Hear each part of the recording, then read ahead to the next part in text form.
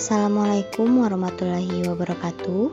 Perkenalkan, nama saya Angela Roktavia dengan NIM 2111290003. Saya berasal dari kelas 2A Tadris Bahasa Indonesia Universitas Islam Negeri Fatmawati Soekarno Bengkulu.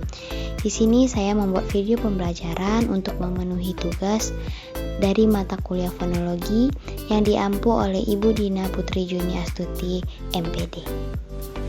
Di video pembelajaran pada kali ini, saya akan mengulas singkat tentang prinsip penemuan fonem. Hal pertama yang akan saya bahas yaitu tentang fonem. Di sini saya akan menjelaskan pengertian beserta contohnya. Jadi, fonem adalah bunyi bahasa yang berbeda atau mirip satu sama lain dalam sebuah penggunaan bahasa yang sama. Dalam ilmu bahasa, fonem itu ditulis di antara dua garis miring. Contohnya, misalkan dalam bahasa Indonesia, bunyi K dan G merupakan dua fonem yang berbeda. Misalkan dalam kata cagar dan cakar. Selanjutnya saya akan membahas tentang alofon. Di sini saya akan menjelaskan tentang pengertian beserta contohnya. Jadi, alofon itu adalah varian pelafalan fonem berdasarkan posisi dalam kata. Misalkan, fonem B dalam bahasa Indonesia dilafalkan pada posisi awal, besar, dan tengah kabel, berbeda dengan fonem ini pada posisi akhir yaitu jawab. Berikutnya yaitu tentang distribusi komplementer. Di sini saya akan menjelaskan tentang pengertiannya. Pengertian dari distribusi komplementer adalah hubungan antara dua elemen berbeda dari jenis yang sama di mana satu elemen ditemukan. Distribusi fonem sifatnya saling melengkapi, tetap, dan tidak menimbulkan perubahan makna. Ketika dua fonem berada dalam distribusi komplementer, untuk membedakannya dapat dilihat dari letak alofonnya, karena fonem yang sama memiliki alofon yang berbeda. Selanjutnya saya akan menjelaskan tentang pasangan minimal. Di sini saya akan memaparkan pengertian beserta contohnya.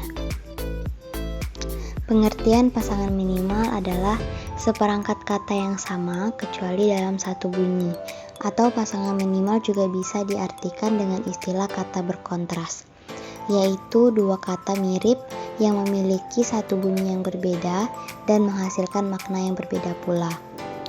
Adapun cara penulisan pasangan minimal terbagi atas tiga fonem pembeda, yaitu yang pertama di awal kata, kedua di tengah kata, dan ketiga di akhir kata. Contoh dari yang awal kata adalah buku, kuku, malam, dalam, perangkat, berangkat, lembaga, tembaga. Contoh yang dari yang tengah kata adalah harap, hadap, sandal, sambal, tertata, terdata, berupa, berapa. Dan contoh yang di akhir kata adalah kapak, kapal, lagu, lagi, bermalam, bermalas, perawan, dan perawat. Berikutnya saya akan menjelaskan tentang perubahan bunyi. Di sini saya akan memaparkan tentang pengertian, jenis, dan contohnya. Perubahan bunyi terjadi akibat pertukaran fonem pada sebuah kosakata. Selain itu, perubahan bunyi bahasa juga terjadi karena kehilangan salah satu fonem pada kosakata tertentu. Adapun beberapa jenis dari perubahan bunyi yaitu adalah asimilasi, disimilasi, dan metathesis. Yang pertama yaitu asimilasi. Asimilasi adalah perubahan bunyi dari dua bunyi yang tidak sama menjadi bunyi yang sama atau yang hampir sama. Contohnya, kata Sabtu dalam bahasa Indonesia lazim diucapkan Sabtu. Yang kedua yaitu disimilasi.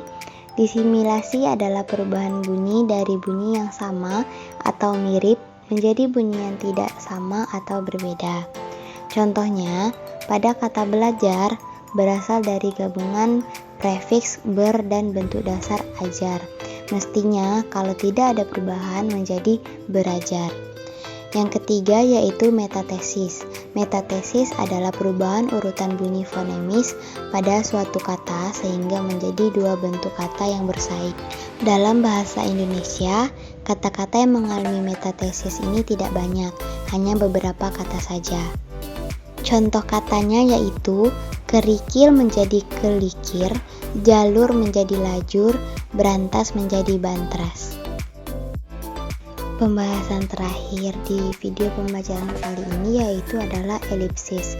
Di sini saya akan memaparkan tentang pengertian beserta contohnya. Elipsis adalah gaya bahasa yang pada penggunaannya menghilangkan atau menghapus suatu unsur kalimat. Penghilangan ini berfungsi agar kalimat lebih efektif dan lebih sopan. Elipsis memiliki simbol berupa buka kurung, titik-titik, tutup kurung, atau tanda titik berjumlah 3. Tanda ini digunakan untuk menandai kalimat yang terputus-putus atau bagian kalimat yang dihilangkan. Contohnya, ibu titik-titik ke sekolahku tadi siang. Unsur predikat pergi itu dihilangkan. Segitu dulu paparan materi singkat dari saya tentang prinsip penemuan fonem. Terima kasih. Wassalamualaikum warahmatullahi wabarakatuh.